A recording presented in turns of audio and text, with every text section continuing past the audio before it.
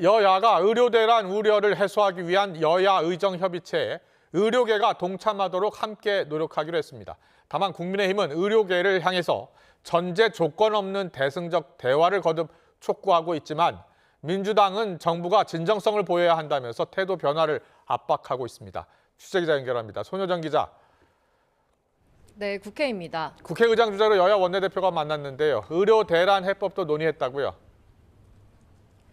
네, 국민의힘 추경호 더불어민주당 박찬대 원내대표는 오늘 오전 우원식 국회의장 주재로 만나 의정 갈등 협의체 문제에 머리를 맞댔습니다. 관건은 의료계의 협의체 참여라며 의료계가 협의체에 참여하도록 설득하기로 의견을 모았습니다. 국회의장님과 야당에서도 결국 의료계 동참이 필요하다는 데 인식을 같이 하고 함께 같이 기회가 있을 때 의료계 동참을 유도해낼 수 있는 그런 활동들을 하기로 했다.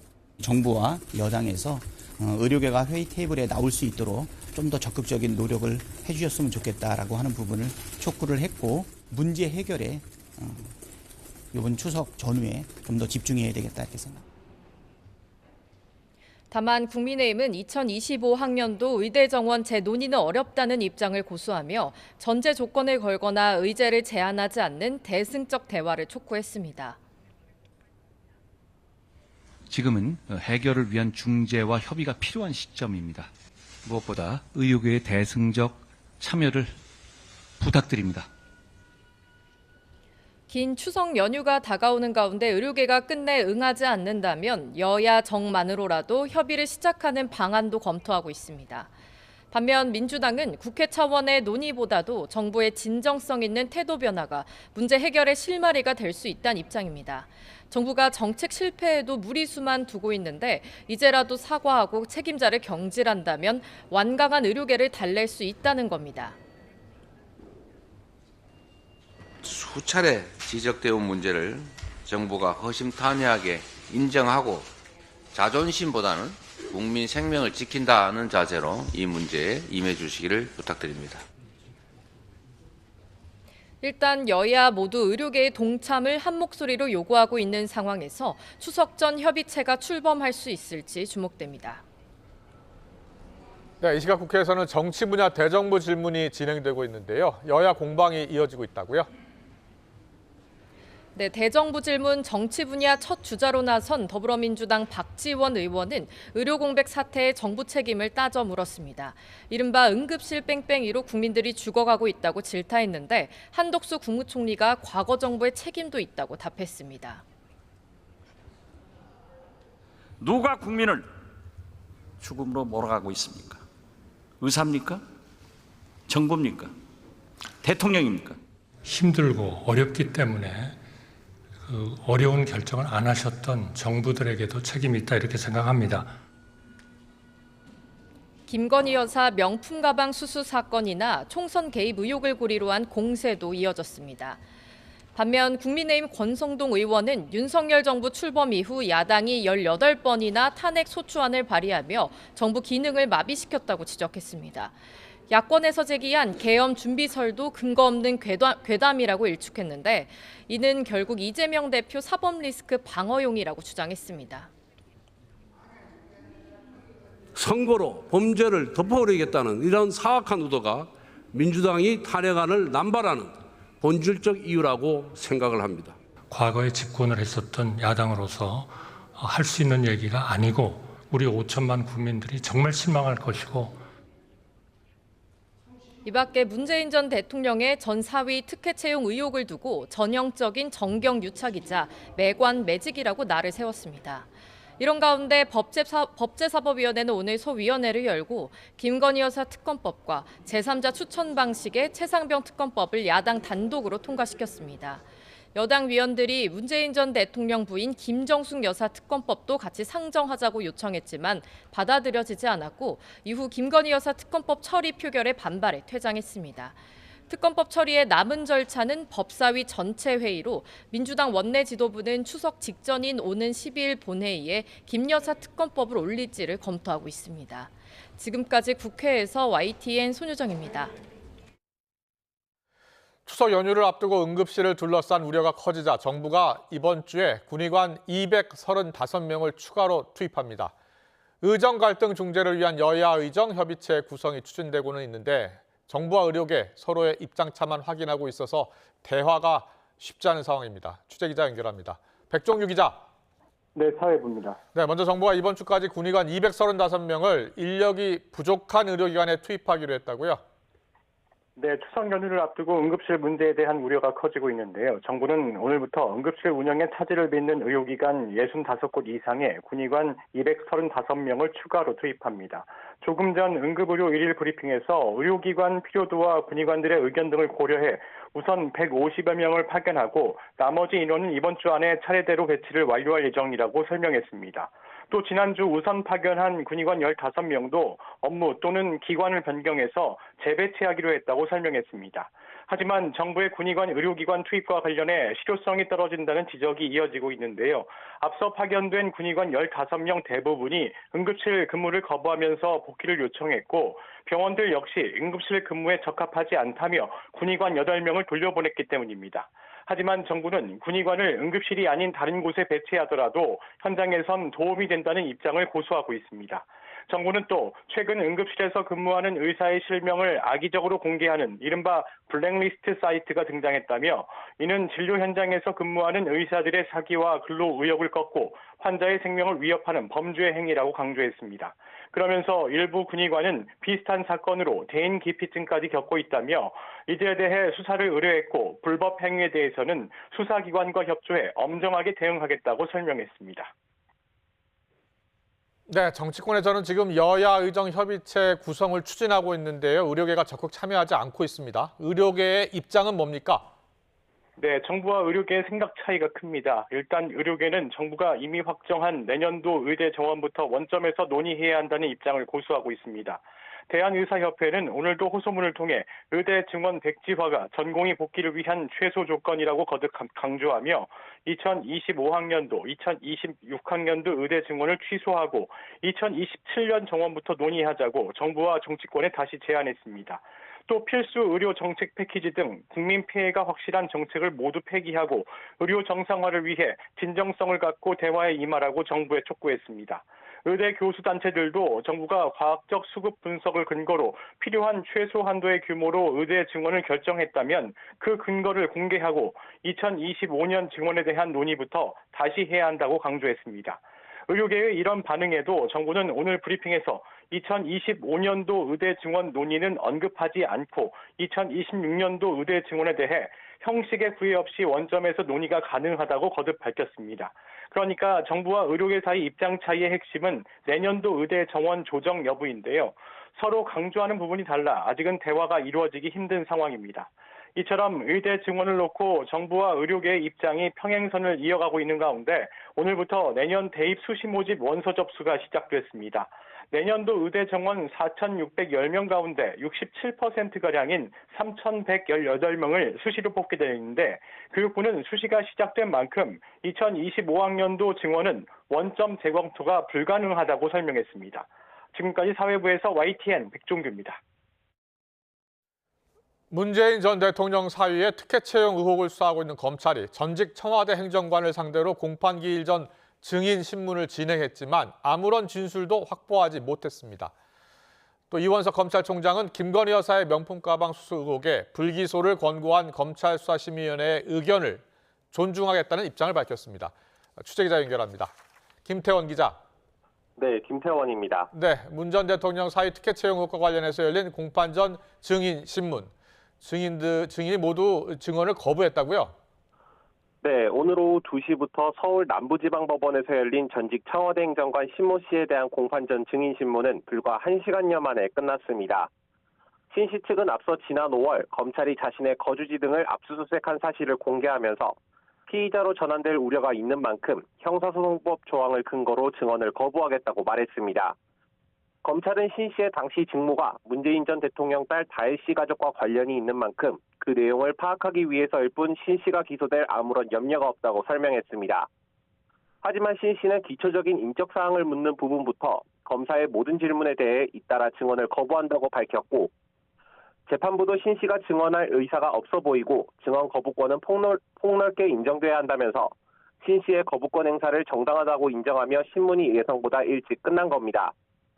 검찰은 타이 이스타제 실소유주인 이상직 전 의원이 중소벤처기업진흥공단 이사장에 임명된 대가로 문 전 대통령 사위인 서 씨를 특혜 채용한 것으로 보고 수사를 이어가고 있습니다. 신 씨는 문재인 정부 시절 청와대 민정비서관실에서 근무하며 문 전 대통령의 딸 문다혜 씨 가족이 태국으로 이주하는 과정을 도운 핵심 인물로 꼽히는데요. 이에 사건을 수사하는 전주지검이 수차례 참고인 조사를 요청했지만 신 씨가 응하지 않자 공판 전 증인신문을 청구해 인용된 겁니다. 검찰은 오늘 신문에서 서 씨가 관련 경력이 전혀 없는데도 항공사 고위직에 채용된 경위를 캐물으려고 했지만 신 씨가 모든 증언을 거부하면서 수사에 차질이 빚어질 거란 관측도 나옵니다. 오늘 오전에 이원석 검찰총장이 김건희 여사에 대한 검찰 수사심의위원회 불기소 권고 이후에 첫 입장을 냈는데요. 어떻게 설명했습니까? 네, 지난 6일 검찰수사심의위원회가 명품 가방 수수 의혹 사건에 대한 김건희 여사의 모든 혐의에 대해 불기소를 권고한 뒤 이원석 검찰총장이 처음으로 입장을 밝혔는데요. 이 총장은 어떤 결정이 내려지듯 외부 민간 전문가 의견을 존중해 사건을 처리하겠다는 마음을 이전부터 밝혀왔다며 수심위 결정을 존중하겠다는 뜻을 밝혔습니다. 수심위 결론이 국민의 법감정에 맞지 않는다는 비판에 대해서는 윤석열 대통령도 언론을 통해 현명하지 못한 처신이라고 밝힌 것으로 안다고 운을 뗐습니다. 그러면서 부적절하거나 현명하지 못한 처신이 곧바로 형사처벌 대상이 되는 건 아니라며 그 점에서 검찰도 많은 고민을 했다고 말했는데요. 직접 들어보시겠습니다. 현명하지 못한 처신, 부적절한 처신, 바람직하지 못한 처신이 그것이 곧바로 법률상 형사처벌의 대상이 되거나 범죄 혐의가 인정되는 것은 아니다는 점, 두 가지 문제가 차원이 다르다는 점에서 이 총장은 그러면서 이번 기회에 공직자의 배우자에 대해서도 법령상 미비한 점을 정비할 필요가 있다는 개인적인 생각도 밝혔습니다. 또 수심위에서 검찰 수사팀과 김 여사 측 변호인은 참석해 의견을 냈지만 가방을 건넨 최재형 목사 측은 참석하지 못해 반쪽짜리 결정이라는 비판도 나왔는데요. 이에 대해 이 총장은 누구를 불러서 물어볼지 어떤 자료를 요구할지 정하는 것도 모두 수심위가 결정한 거라면서 외부 전문가들이 낸 의견을 존중할 필요가 있다고 생각한다고 밝혔습니다. 또 수심위를 폐지해야 한다는 비판에 대해서는 결론이 뜻에 맞지 않는다고 해서 절차를 모두 없앤다면 법치주의에서 미리 정해둔 절차가 의미 없게 된다고 지적하기도 했습니다. 검찰은 오늘 13일로 예정된 이 총장의 퇴임식 이전에 김 여사에 대한 최종 무혐의 처분을 내릴 것으로 보입니다. 지금까지 대검찰청에서 YTN 김태원입니다. 딥페이크 성범죄 관련 수사에 착수한 경찰이 피의자 52명을 특정했다고 밝혔습니다. 특히 특정된 피의자 가운데 75%는 10대였습니다. 취재기자 연결해 알아보겠습니다. 김철희 기자. 네, 사회부입니다. 네, 경찰 수사 내용 자세히 전해주시죠. 네, 김봉식 서울경찰청장은 오늘 기자간담회를 열고 텔레그램 딥페이크 성범죄 관련 사건 101건을 접수해 수사하고 있다고 밝혔습니다.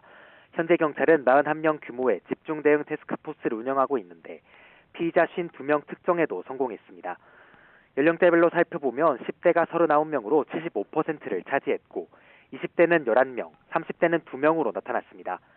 텔레그램에 대해서도 내사에 착수한 서울청은 두바이로 알려진 본사 위치와 임직원 인적 사항 등도 파악하고 있습니다. 혐의 사실을 확인하고 법리 검토까지 마치고 나면 파벨 드로프 텔레그램 대표를 입건해 정식으로 수사한다는 방침입니다. 대표 입건에 대해 서울청 관계자는 의지는 분명히 있다며 최대한 빠르게 조치할 거라고 강조하기도 했습니다. 혐의와 범죄 사실이 특정되면 체포영장을 발부받을 수 있고 인터폴 수배도 가능하다는 게 경찰 설명입니다. 또 텔레그램 관련 수사를 벌이고 있는 프랑스 수사 당국과 공조할 방안도 검토할 거라고 부연했는데요. 앱 차단 같은 행정적 제재는 방송통신심의위원회 소관이라면서도 사법적 제재에 대해선 경찰이 집중하고 있다고 답하기도 했습니다. 지금까지 사회부에서 YTN 김철입니다. 성매매 여성과 직접 성관계하는 영상 수천 개를 촬영한 뒤에 관련 사이트에 후기를 올린 남성이 경찰에 붙잡혔습니다. 후기 대가로 성매매 업주들에게 돈을 챙긴 이 남성은 카메라 관련 박사 과정까지 수료한 전문가로 드러났습니다. 표정우 기자가 취재했습니다. 바닥에 수십 대의 전문가용 카메라와 렌즈들이 널브러져 있습니다. 컴퓨터에는 화면이 꽉 찰 만큼 수많은 폴더들이 정렬돼 있습니다. 폴더 안에는 지난 5년간 30대 남성 A씨가 직접 성매매하며 촬영한 영상이 담겼습니다. 모두 1929개로 5TB 분량이나 됩니다. 촬영에는 수천만 원짜리 카메라 렌즈와 조명이 동원됐습니다. 직접 찍은 성매매 영상은 성매매 광고 사이트에 후기를 올리는 데 활용됐습니다. 그 대가로 많게는 건당 40만 원을 업주들에게 홍보비로 받거나 업소 무료 이용권을 챙겼습니다. 성매매 후기 사이트에서 검은 부엉이라는 닉네임으로 활동했는데 나무위키에 등재될 정도로 관련 업계에선 유명인으로 통했습니다. 경찰 조사 결과 A씨는 카메라 관련 박사과정을 수료한 전문가로 광학 렌즈를 개발하고 제작하는 회사의 연구원으로 드러났습니다. 또 업주들이 그러니까 카메라 관련 기술이 상당하기 때문에 대가를 지급해 줄 테니 직접 와서 성매매를 하고 그 촬영해서 게재해달라라고 요청을 한 거죠. 일부 영상은 성매매 여성의 예명과 나이가 노출된 채로 A씨의 지인에게 유포된 정황도 포착됐습니다. 경기 분당 등 수도권 지역 성매매 업소 8곳을 집중 단속한 경찰은 A씨는 물론 성매매 여성의 사진을 편집한 광고 대행업자와 성매매 업주 등 모두 20명을 적발했습니다. YTN 표정우입니다. 유난히 더웠던 지난달 전기료 걱정되시죠? 올해 8월 10가구 중 8가구는 지난해 8월보다 전기료가 늘어난 것으로 나타났습니다. 이 가구들은 지난해보다 17,000원 정도 부담이 커졌는데 6월에 비해 많이 오른 가구는 분할 납부도 가능합니다. 김기봉 기자의 보도입니다. 역대 최장 열대야를 기록하며 찜통 더위가 기승을 부렸던 올해 8월. 우리나라 전체 가구의 76%가 지난해 같은 달보다 전기료가 늘어났습니다. 전기료가 오른 가구의 평균 증가액은 17,000원인데 만 원 이하 오른 가구가 39%로 가장 많고 만 원에서 3만 원 사이 오른 가구가 28%로 그 뒤를 이었고 10만 원 이상 늘어난 가구도 1%를 차지했습니다. 한편 지난해 8월과 요금 차이가 없는 가구가 1%, 지난해보다 오히려 줄어든 가구도 23%가 있어 전체 가구 평균으로는 지난해 8월보다 13%, 7,500원 증가했습니다.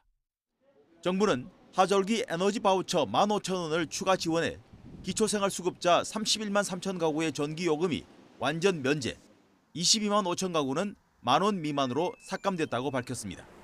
또 7월에서 9월의 전기요금이 6월 전기료보다 2배 이상 증가했거나 월 요금이 10만 원 이상인 가구에 대해 최대 6개월까지 분할 납부가 가능하다고 설명했습니다.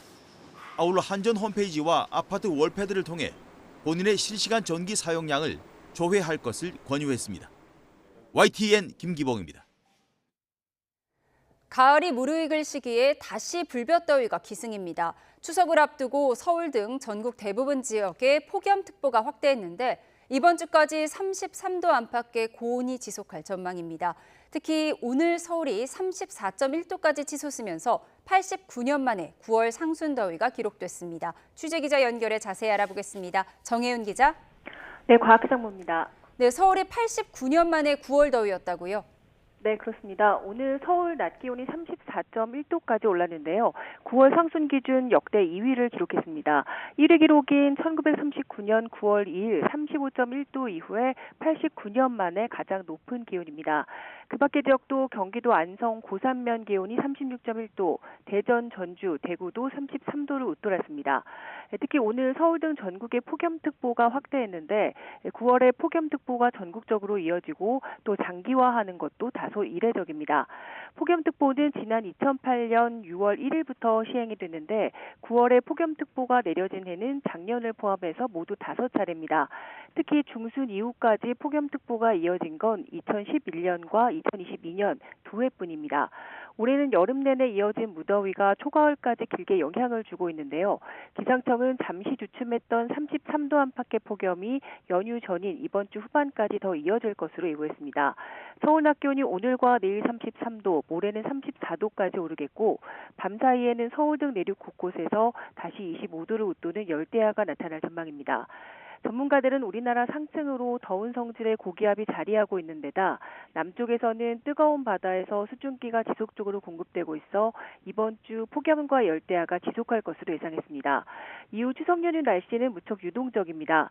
기상청은 앞으로 한반도 상층을 덮고 있는 고기압의 확장과 수층 여부, 또 남해상에서 만들어지는 열대 요란의 발달 정도에 따라서 날씨 상황이 달라질 것으로 내다봤습니다.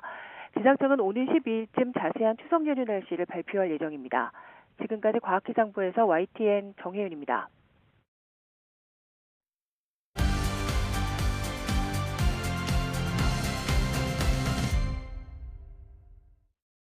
정치의 겉과 속 들여다보는 정치원 시작하겠습니다. 오늘은 김형준 배재대 석좌교수, 배종찬 인사이트K 연구소장과 함께 분석해드리겠습니다. 어서 오십시오. 예. 안녕하세요. 안녕하십니까. 안녕하십니까. 네, 오늘 첫 번째 키워드부터 보여주시죠.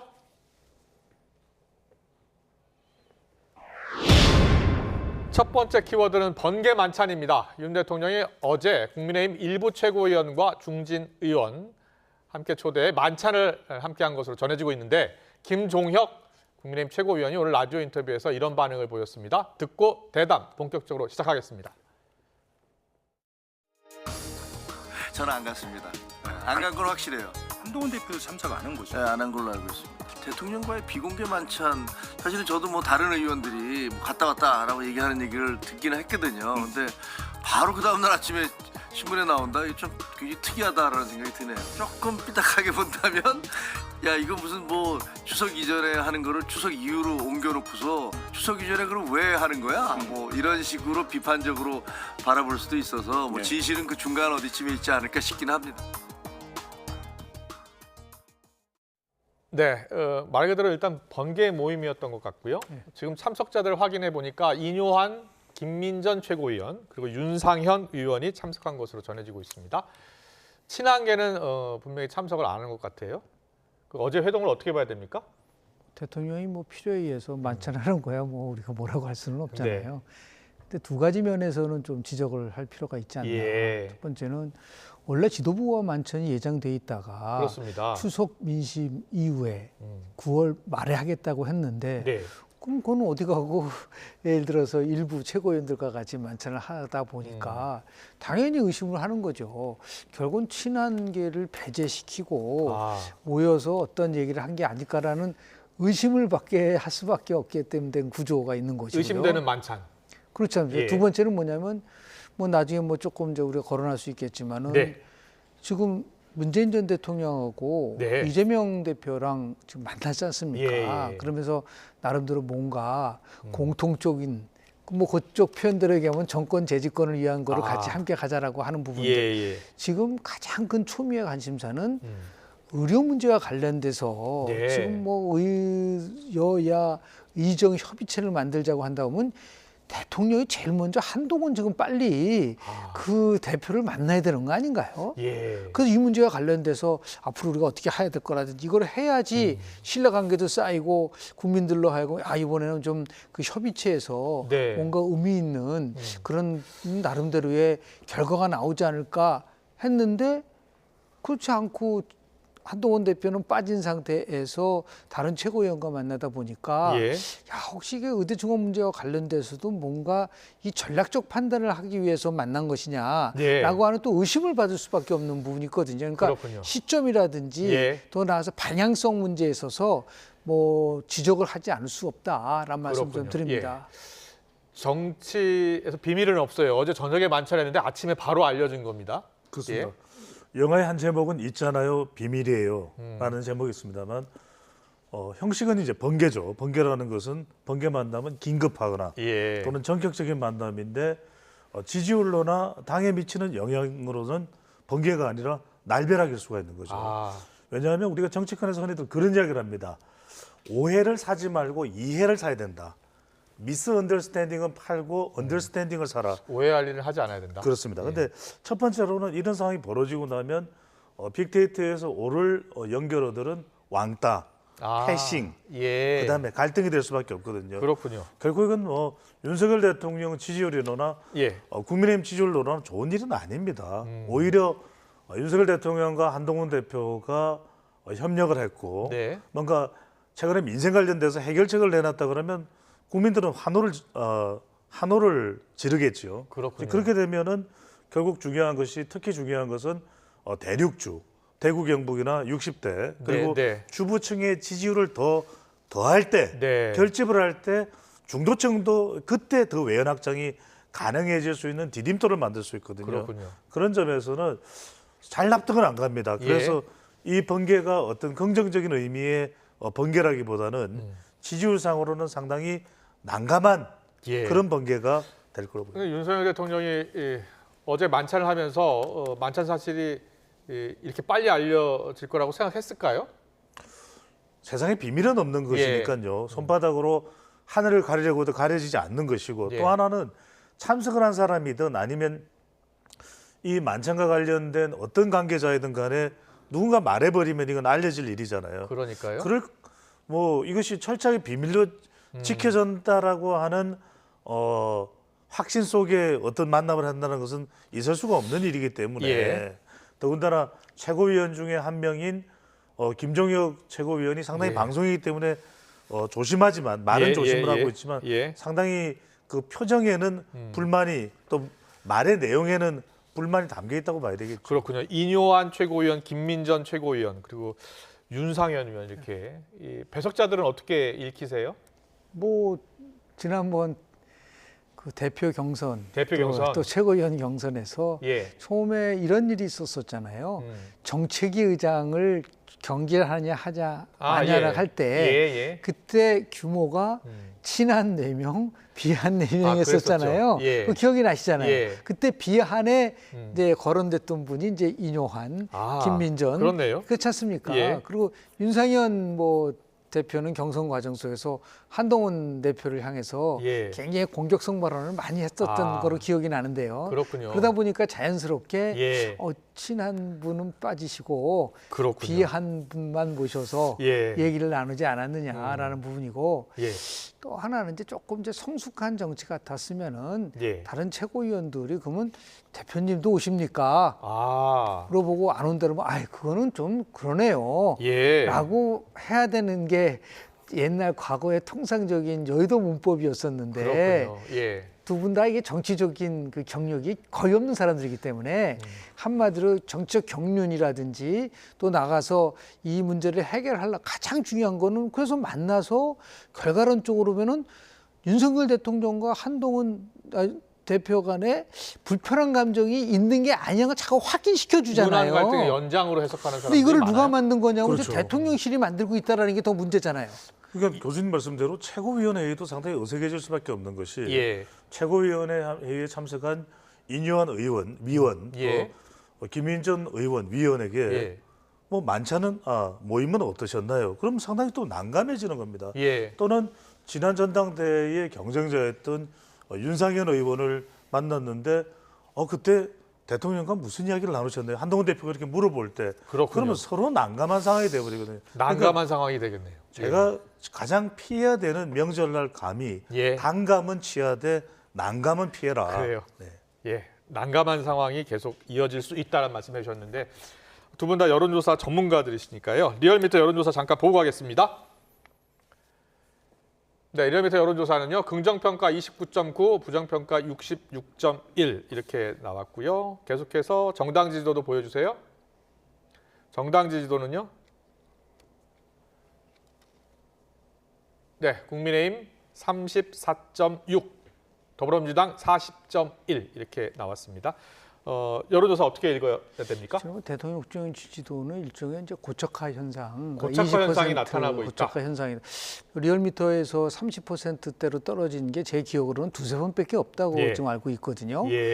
보통 이제 우리가 얘기하는 전화 면접 같은 경우는 20%대가 많이 나왔었어요. 그런데 4월 3주서부터 9월 1주까지 한국 갤럽이 총 15번의 조사를 했습니다. 한국 갤럽 조사도 있으면 보여주세요. 네, 총 15번의 조사를 했는데요. 단 한 번도 30%를 넘어간 적이 없습니다. 그래요? 한번 볼까요? 보십시오. 29, 28, 27, 23, 20%대인데 저게 굉장히 오랜 기간이죠. 4월 3주서부터 9월 1주까지니까 대통령이 총선 끝나고 나서 뭔가 큰 변화를 줄 것 같다고 얘기를 했고 소통을 강조했고 등등 뭐 여러 가지 또 좋은 일도 있었지 않습니까? 뭐 체코 원전 수주를 했다든지 뭐 더 나가서 지금 우리가 얘기하는 기대보다 훨씬 많은 올림픽이라든지 그럼에도 불구하고 왜 저렇게 20%대로 고착화되냐 두 가지 이유입니다. 하나는 뭐냐면 정치는 대안을 제시해서 국민들로부터 동의를 얻는 과정이거든요. 지금 의료 대란을 7개월째 지금 계속하고 있는 상황 속에서 대책이 없다. 이러다 보니까 한국갤럽 9월 1일부터 3일까지 조사한 내용이에요. 저 한국갤럽 조사에서 23%까지 떨어졌는데 부정적인 이유로 가장 많은 게 이제 1위가 의대 증원과 관련된 것이 1위로 올라와서 부정평가 이유도 보여주세요. 지난주보다도 무려 9%포인트가 올랐단 말이에요. 9%포인트가 오른 17%네요. 17%가 경제 민생이 계속 1등이었는데 경제 민생이 14%로 2등이 되고 2가 되고 그다음에 소통 미흡이 9%입니다. 그런데 문제는 뭐냐면 저거보다도 더 중요한 거는 지금 의료 문제와 관련 대란이지 않습니까? 이거죠. 내가 아플 때 진료받지 못할 것 같아서 걱정된다라는 거예요. 그 비율이 3월 달에 69%인데 이번 조사는 79%예요. 더 나가서 내가 아플 때 진료받지 못할 가능성이 있다도 57%에서 71%로 넘어갔단 말이에요. 그럼 국민들 7명, 8명이 지금 이 의대와 증원과 관련돼서 대란 때문에 되게 불안해하고 있단 말이죠. 불안해하고 있는데 추석은 가까이 오고 대안은 안 보이고 하다 보니까 도대체 정부는 뭘 하고 있는 거냐에 대한 불만이 쌓일 수밖에 없는 거죠. 이게 바로 대통령 국정운영 지지와 연결될 수밖에 없는 그런 상황이라고 말씀을 좀 드립니다. 그러니까 지금 김영주 교수께서 말씀하신 게 굉장히 중요한 것은 정당 지지율도 그렇지만 중도층의 경우에는 중도층이라는 것은 어떤 특정 지역을 한정할 수가 없거든요. 그렇다면 오히려 정당 지지율보다도 더 대통령 지지율이 미치는 영향이 크다고 봐야 되겠죠. 그렇다면 의정 갈등이나 이런 부분들이 특히 이제 추석 명절을 앞두고서 더 큰 이슈로 이제 등장을 할 수가 있는 거죠. 실제 한국갤럽도 직전 조사, 방금 전에 우리가 봤던 그 조사의 직전 조사에서는 가장 높지는 않았어요. 그런데 보여드렸던 그 한국갤럽의 부정평가 이유 화면에서 다시 보실 겁니다. 보면은 의료개혁과 관련된 이 갈등 부분, 이 부분이 가장 높게 올라와 있습니다. 그러니까 오히려 경제, 민생, 물가보다도 더 올라 있다는 것이죠. 그러면 대통령실에 윤 대통령이 어떻게 이 문제를 풀어야 된다고 보세요? 그렇습니다. 저는 결국 지금 야의 정협의체가 있거든요. 여기에 좀 더 보다 적극적으로 나설 필요가 있다. 의사들이 대통령의 사과도 요구하고 있고 또 당장 내년도 의대 증원도 유예해라, 포기해라, 뭐 이렇게 지금 압박하고 있는 거 아니에요? 그렇지요. 이제 지금 입시가 사실상 이제 수시가 시작된 셈이기 때문에 어떻게 해야 돼요? 내년 입시를 손대는 건 힘들 겁니다. 하지만 지금 오히려 제가 이전에도 말씀드렸습니다만 이런 법적, 제도적 숫자보다도 오히려 이 소통 부분, 오히려 감정적 골이 더 깊어져 있다. 이런 부분들을 좀 다독일 필요가 있을 것 같고요. 짧게만 하나만 더 추가를 하겠습니다. 이제 10월 달에 재보궐선거가 있습니다. 여기 이 재보궐선거가 왜 중요하냐면 결국은 이 결집도가 투표의 적극성으로 나타나거든요. 우리가 이전의 선거들을 보면 대통령 지지율이 35% 또는 30% 미만일 경우에는 이제 30%로 보겠습니다. 그럴 때는 이 여당의 적극 투표층의 적극성이 떨어지는 경우들이 많아요. 그러면 10월 달에 서울시 교육감이 있죠. 또 강화 군수가 있습니다. 수도권입니다. 이런 곳에서의 선거 결과가 상당히 대통령의 리더십에 또 한 번 영향을 주고 평가를 줄 수가 있거든요. 그런 점에서 지금 대통령의 지지율을, 긍정 지지율을 올리고 단속하는 것이 중요하다는 것이죠. 알겠습니다. 이번 갤럽 조사에서 정말 주목해야 될 부분은요. 지금 우리 배 소장도 얘기를 하셨지만 지금 전체적으로 23%지만 중도만 빼놓고 보면 18%밖에 안 돼요. 10% 되고 20대에서도 긍정평가 15%, 30대에서 15%. 그러니까 20대, 30대 중도층에서 10%대의 국정운영 지지도라는 거는 굉장히 심각한 상황인 거예요. 또 하나 지금 제가 볼 때는 우리 정부가 착각하고 있는 게 이 의정 갈등은 대통령과 의사 중에서 정규 의사와의 갈등이 아니에요. 전공의와 의대생과의 갈등 문제를 봐야 되는데 자꾸만 이거를 의사들과 관련돼 가서 보니까 해법이 안 나오는 거죠. 그렇기 때문에 젊은 세대 쪽에서 봤을 때는 대안을 내놓으라고 한다면 어떤 대안을 2026년도 완전 백지화할 수 있다는 걸 전제로 해서 명분을 갖고 만나야죠. 그런데 지금 정부가 처음에는 제로 베이스에서 한다고 했다가 합리적인 근거를 안 내놓으면 그거는 받아들일 수 없다고 하니까 왔다 갔다 한단 말이에요. 그렇군요. 정말 특단의 조치를 취하려고 한다면은 제로 베이스에서 시작할 수 있다라는 확실한 명분을 전공의와 의대생들에게 명분을 그게 핵심인 것이지 의사와 관련돼서는 제가 볼 때는 그렇게 심한 갈등이 있느냐 저는 핵심을 좀 지적을 좀 하고 싶습니다. 알겠습니다. 잘 들었습니다. 다음 주제로 넘어가겠습니다. 이재명 대표가 경남 양산에 가서 문재인 전 대통령 만났죠. 이 대표가 문 전 대통령 가족에 대한 검찰 수사를 정치 탄압이라고 했고요. 문 전 대통령 수사에 당당하게 또 강하게 임하겠다고 했습니다. 영상으로 만나보겠습니다. 검찰이 문재인 전 대통령을 뇌물수수 혐의 피의자로 적시한 건 특혜 채용 의혹을 받는 전 사위 서모 씨의 급여가 결과적으로 문 전 대통령의 경제적 이익이 됐다고 봤기 때문입니다.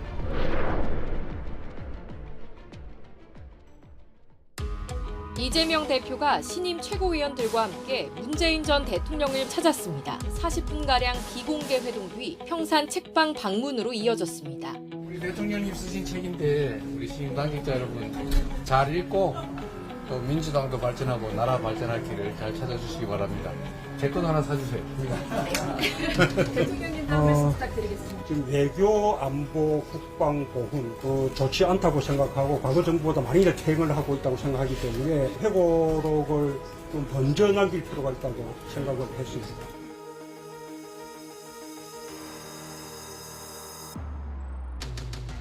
지금 현 정부가 하고 있는 작태는 정치적으로도 법리적으로도 도저히 이해가 되지 않는 정치 탄압이고 한줌의 지지 세력을 결집하기 위한 수단 아니냐. 기본적으로 나나 가족이 감당할 일이지만 당에게 고맙게 생각한다. 양산이 검찰 수사의 도피처가 될 수는 없습니다. 이재명 대표와 문재인 전 대통령의 5월 동주가 애처롭습니다. 노골적인 의도가 담긴 꼼수 회동입니다. 우리 이제 이재명 대표님이 우리 평산 책방 재단 본회의원도 하시기로 했거든요. 깜짝 놀라겠습니다.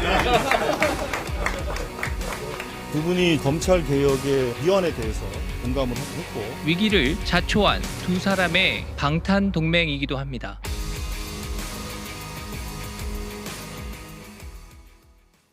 네, 이재명 대표와 문재인 전 대통령 총선 후에 이제 처음 만난 겁니다. 그 연임 또 후에 첫 만남이었고요. 자, 두 사람의 만남을 어떻게 보셨어요? 뭐 전직 대통령하고 예. 현직 야당 대표가 만난다는 게 뭐 그렇게 뭐 특이한가요? 그런데 제가 놀란 거는 만날 수는 있지만 저 회동이 끝나고 나서 모든 각종 언론에서 나오는 거는 뭐죠? 정치 탄압이다. 포함해서 이 보복이다라고 얘기죠. 민생의 민자가 지금 나와 있나요? 최소한도 양심이 있다고 한다면 민주당이 서민 앞에 가서 우리가 이런 걸 통해서 국민들 좀 편하게 했습니다라는 얘기를 해야 되는데 준비 안 된 정부 때문에 고탕하고 있다라고 하는 정치적 수사로 쓰는데 제가 그걸 보고 막 웃었습니다. 그 준비 안 된 사람한테 정권 뺏긴 사람들이 누구죠? 문재인 전 대통령하고 이재명 후보 아닙니까? 그 자신들이 뭐가 부족해서 뺏겼는지에 대한 거는 없이 현재 있는 것만 가지고 막 얘기하다 보면은 저런 민주당이 재집권을 준비해야 한다고 하고 있지만은 얼마만큼 설득력이 있을 수 있겠습니까? 강성 지지층에 대해서는 화로하고 박수 칠지는 모르겠지만 제가 볼 때는 저런 식의 정치의 핵심은 뭐냐? 올바르게 하는 겁니다. 자신의 사적 예를 들어 모든 게 다 사적 얘기를 하고 있잖아요. 뭐 평산 책방에 대한 후원회장 얘기를 하고 있고 이런 것이 아니라 정치는 공익을 위해서 그렇다고 한다면은 정말 뭐 사법 리스크가 있는 사람들이 모여가지고서 이 정부를 공격하고 그것을 통해서 뭔가 사적 이득을 얻는 거라는 것을 이미지를 줬다고 한다면 그게 바로 올바른 정치냐라는 비판도 받을 수 있는 여지는 분명하게 있다라는 말씀을 좀 드립니다. 문재인 전 대통령과 이재명 대표 오래간만에 만났는데도 분위기가 옛날보다 더 좋아졌다 이런 느낌도 있어요. 그럴 수밖에 없는 거죠. 저도 김영준 교수의 비판과 지적에 공감합니다. 예. 근데 더 중요한 건 이거예요. 실제 현상은 어떻게 나타날까? 마냥 비판적으로만 나올까?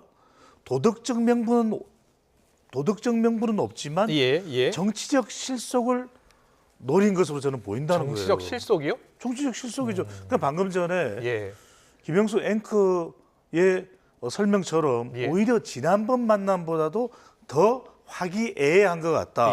그러니까 겉으로는 아무리 오월동주라고 비판을 받더라도 실질적으로 그 모습이 화기애애 보여서 괜찮은데 또 결집하는 것 같은데 결집이 되는데 한다면 정치적인 반사이익, 실속은 가져갈 수도 있다는 것이거든요. 왜냐하면 지금 문재인 전 대통령이 더 화기애애하게 반응을 보이고 환영을 하고 이재명 대표에 대해서 환영을 하는 분위기는 뭘까? 본인도 리스크거든요. 딸인 문다혜 씨와 관련된 그런 위협한 상황, 또 이재명 대표 역시 마찬가지로 10월 위기설이 나오지 않습니까? 그렇다면 이럴 때 상호 협력하고 더 친명 친문, 이른바 명문이 됐든 문명 결집을 한다. 그러면 여하튼 우리가 법적인 거는 차치하고 여론상으로 문재인 전 대통령이나 이재명 대표의 경우는 호사화, 호남 40대 화이트 칼라가 흔들리면 이건 큰일 나거든요. 아까 제가 번개 만남에 대한 날벼락을 이야기했듯이 날벼락이 될 수도 있는 것이거든요.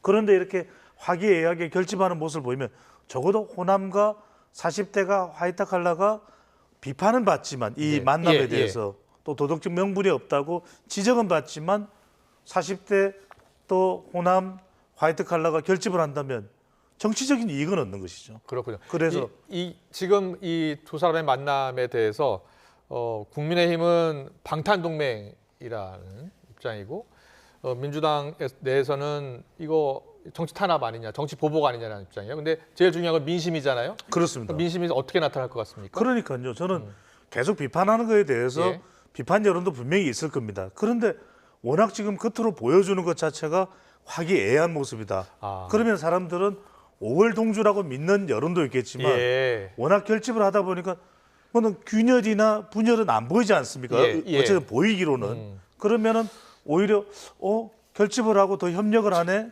알겠습니다. 정치적으로 보면 친문 친명이 힘을 합치는 그런 계기가 될 수 있다. 정치적 이익을 얻을 수 있다라고 또 해석을 해주셨어요. 정치적으로는 뭐 나름대로의 그 실익을 가질 수는 있겠지만 도대체 무엇을 위한 동맹이냐라는 거예요. 본질적으로 기억나시죠? 가장 많이 나왔었던 단어 3월달에 친명횡재, 비명횡사였잖아요. 근데 비명이지만 실은 친문횡사예요. 제가 볼 때는. 그때 얼마나 그 갈등 고조가 심화될 거라고 예상을 했는데도 불구하고 이렇게 자신들의 사법 리스크 때문에 방탄을 한다는 것에 대해서 아무리 정치적인 실익이 있다 한다 하더라도 도덕적 명분이 잃어버린다고 한다면 과연 어떻게 생각할 것인가에 대한 의문을 제기할 수밖에 없는 거고요.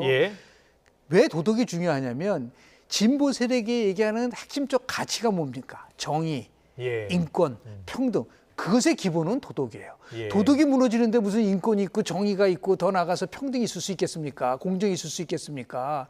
그런 면에서 저는 이제 문제 제기를 좀 하고 싶고요. 또 하나는 뭐 민주당의 재집권 뭐 얘기할 수 있는 건데 엄밀하게 따지면은 지금 아무리 이재명 일극체제 하더라도 지난번에 저희가 말씀했던 신상기 시대도 있는 건데 김경수, 김부겸, 더 나가서 김동연. 그러니까 김동연 지금 지사가 여하튼 간에 이걸 예상했는지 못하는 모르지만 전 국민 20만 원 지원에 관련돼서는 반대하고 있지 않습니까? 나름대로 차별화 목소리를 내는데 모든 게 다 이재명의 민주당으로만 다 갈 수 있다라는 시그널을 준다는 게 그게 과연 통합이라고 할 수 있겠는가? 그건 일방적이라고 볼 수가 있는 것이고 그랬을 때 다양성과 포용성이라는 것을 어떻게 받아낼 수 있을 것이냐라는 그 문제도 안고 있는 것이기 때문에 저렇게 지지층을 위해서는 굉장히 나름대로 통합적 면도 수 있었지만 어떻게 위원을 확장할 수 있을 것인가에 대한 부분들을 고민하지 않을 수 없다. 그렇군요. 말씀드립니다. 그 문 전 대통령에 대한 수사 압박이 앞으로 더 거세질 것이다라고 분석하는 분들이 많고요. 그리고 문 전 대통령도 윤석열 대통령을 이제 직격하지 않았습니까? 준비 안 된 대통령이 집권해서 나라가 혼란스럽고 국민의 불안이 크다라고 한 겁니다. 문 전 대통령에 대한 검찰의 수사 압박이 앞으로 더 거세질 것으로 보세요? 저는 거세질 것으로 보입니다. 예. 그리고 법 앞에 성역은 없기 때문에 딸인 문다혜 씨와 관련된 문다혜와 관련된 또 전사위와 관련된 예. 그리고 이상직 전 의원과 관련된 철저하게 수사가 돼야죠. 예. 그리고 필요하다면 전직 대통령일지라도 어떤 형식으로든 수사는 받아야 된다고 봅니다. 네. 하지만 제가 말씀드리는 것은 이 부분입니다. 그러니까 도덕적 명분이 없다고 아무리 지적을 하더라도 예. 결과적으로는 여론이라는 것은 상대적인 것이거든요. 그렇군요. 법이라는 것은 우리가 법치주의와 헌법과 법률과 또 재판에 근거한다 하더라도 그래서 예.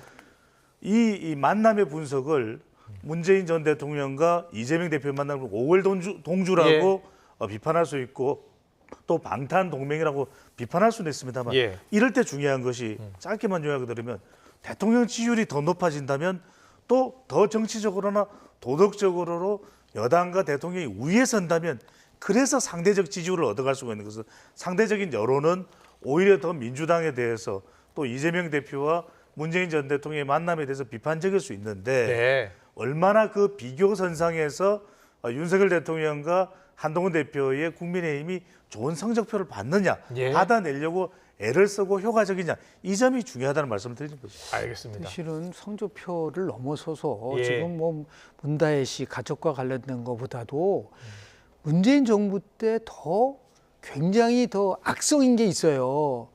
아니 울산 선거 개입에 대한 문제, 예. 두 번째 탈원전 경제성 조작, 예. 그리고 더 나가서 서해 공무원 피살과 관련된 것이 지금 다혜 씨 가족과 관련된 부분 수보다 훨씬 더 이건 위중한 겁니다.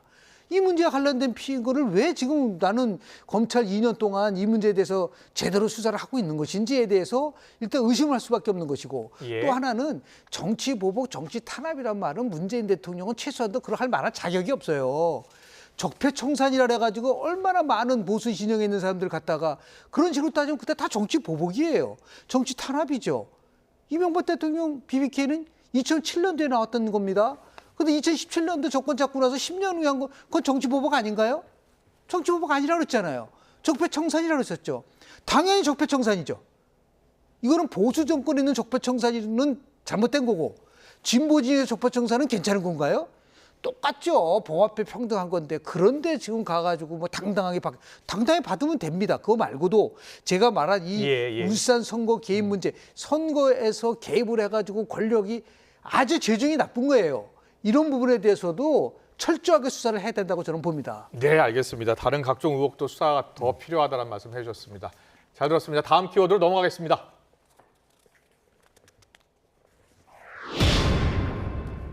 다음 키워드는 답정너입니다. 검찰 수사심의위원회가 김건희 여사의 명품 가방 수수 의혹 사건의 불기소 권고를 결정한 가운데 더불어민주당에서는 답정너란 표현이 나왔습니다. 여야 목소리 듣고 오겠습니다. 검찰 수사심의위원회가 김건희 여사 명품 가방 수수 사건에 대해 불기소 처분 권고를 의결했습니다. 이런 걸 두고 답정너라고 합니다. 검찰 수사와 검찰 수사 심의위원회의 결정은 김건희 여사에게 면죄부를 주려는 절차에 지나지 않았습니다. 이번 결정은 오히려 김건희 특검의 필요성만 키우고 있습니다. 민주당은 김건희 특검법으로 김건희 여사의 각종 범죄 의혹의 실체적 진실을 밝혀내겠습니다. 이 수사심의위원회 구성이 250명인데 그중에 15명을 무작위로 추첨합니다. 그러니까 이런 구성 자체에 대해서 편파성이다라고 주장하려면 그냥 수사심의위원 자체를 없애야 되는 논란으로 돌아가 버리게 돼요. 수사심의위원회가 애초에 면죄부를 주기 위해서 이렇게 했다라는 거는 저는 이 무작위로 추첨된 민간위원들의 판단조차 편향됐다는 것은 동의하기 어렵고, 그러나 수사심의위원회가 어쨌든 불기소 권고를 했지만 저는 그래도 김건희 여사는 사과해야 된다고 봅니다. 네, 검찰이 수사심의위원회에서 불기소 권고가 나온 다음에 이제 야당에서는 이게 바로 특검의 이유다. 오늘 박지원 의원은 짜고 치는 고스톱 같다라고 이야기하더라고요. 어떻게 보셨어요, 수사심의 결과? 저는 민주당은 응당 이런 반응을 할 수밖에 없었을 것이다. 예. 왜 그러냐면은 민주당으로서는 법적인 해석과 법적인 추궁보다는 여론상의 공세가 더 유효하다라는 것을 알 거예요. 예. 그래서 저는 첫 번째로는 뭐냐면 김건희 여사 관련된 부분은 수사위원회를 검찰 마음대로 조작할 수 있는 그런 차원은 전혀 아닙니다. 예. 그런 정도의 차원은 전혀 아니기 예. 때문에 그럼에도 불구하고 법적 차원보다는 결국 김건희 여사와 관련된 이슈는 여론상 접근할 부분이라 이걸 알 수가 있는 것이죠. 그래서 이 범죄 의혹에 대해서 계속해서 파고드는 건 한계가 있다. 네. 뭐 명분백 뭐 수천 번 수만 번을 이야기를 해본들 또 도이치모터스와 관련된 부분에 대한 것을 또 이야기한들 네. 그렇다면 이제 여론 공세는 이제 더 확산되겠죠. 그러다 보니까 김건희 특검법도 이야기가 되는 것이고 수사에 대해서도 국민 여론은 상당히 긍정적이보다는 부정적인 여론이 더 높은 겁니다. 예. 이런 약한 윤석열 대통령의 연결고리로서 김건희 여사의 존재는 계속 예. 지속되고 있는 것이죠. 그렇다면 핵심은 이겁니다. 법적인 대응보다도 사실 지금 더 중요한 것은 네. 김건희 여사와 관련된 여론의 대응일 거예요. 예, 여론상 대응일 예, 거예요. 예. 그래서 방금 전에 김재섭 예. 의원이 한 이야기대로 사과가 필요하다는 것은 국민 감정을 누그러뜨리기 위한 사과가 필요하다는 이야기거든요. 예. 그래야만이 적어도 대륙주라고 하는 대구 경북과 60대 주부층이라고 하는 핵심 지지 기반뿐만 아니라 중도층, 중도 또 수도권 또 그리고 이제 청년 세대까지 감정을 누그러뜨릴 수 있다. 예. 그래서 저는 사과 플러스 재반 조치 사항들, 제2부속실이나 이런 걸 좀 신속하게 하면 됩니다. 예. 그 외에 남아있는 윤석열 대통령의 임기가 상당히 있기 때문에 예. 김건희 여사와 관련된 일정들을 어떻게 관리를 하느냐 이 점이 이제 여론상 법적인 부분보다는 여론상 더 중요할 수가 있다는 것이죠. 자, 수사심의위원회에서 이 권고견이 나왔는데 여기에 대해서 야당이 이 짜고 치는 고스톱 아니냐라는 의견까지 나왔어요. 지금 뭐 수사심의위원회의 결과와 예. 지금 얘기하는 사과와 특검 이 세 가지가 서로 맞물려 있잖아요. 예. 그런데 뭐 수사심의위원회에서 나온 거는 꼭 경찰이 받아들이지 않아도 일종의 권고 부분에 해당이 그렇습니다. 되는 거고요. 예. 예를 들어서 이재용 회장이 실은 예. 수사심의위원회에서 어떤 권고가 나왔었죠? 기소하지 말라 그랬었는데 그랬습니다. 기소했죠. 예. 1심이 어떻게 됐죠?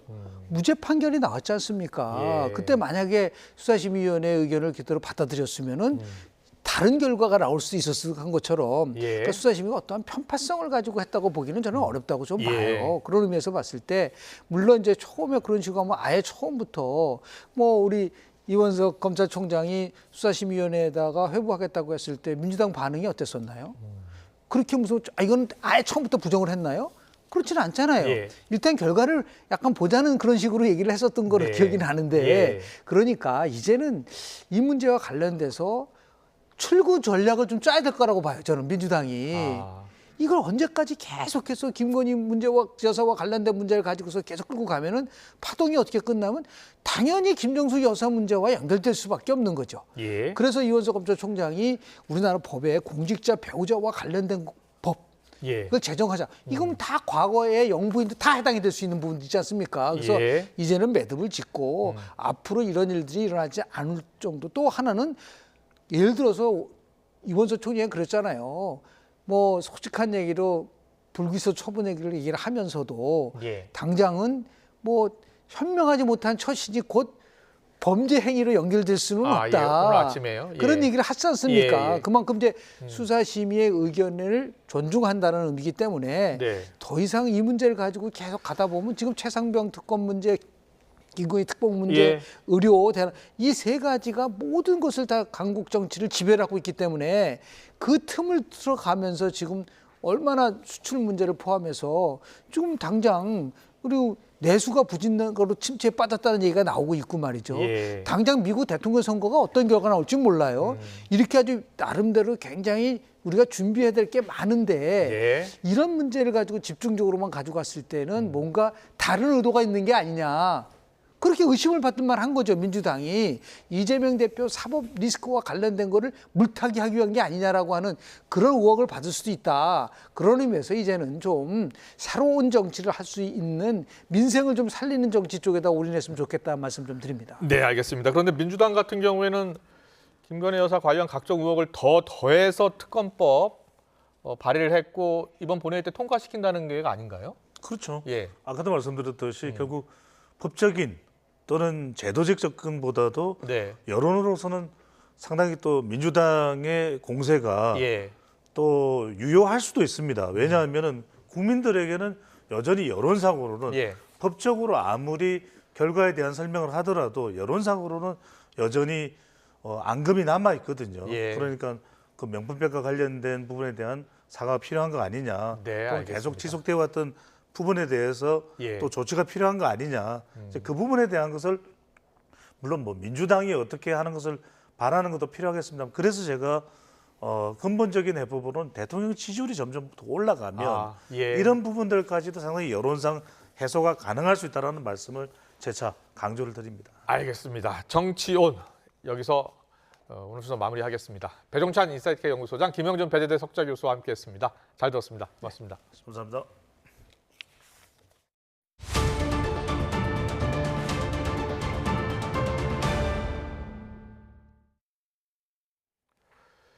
출근 시간에 도심 아파트에서 50대 남성이 집을 나서자마자 괴한에게 피습을 당해 숨졌는데요.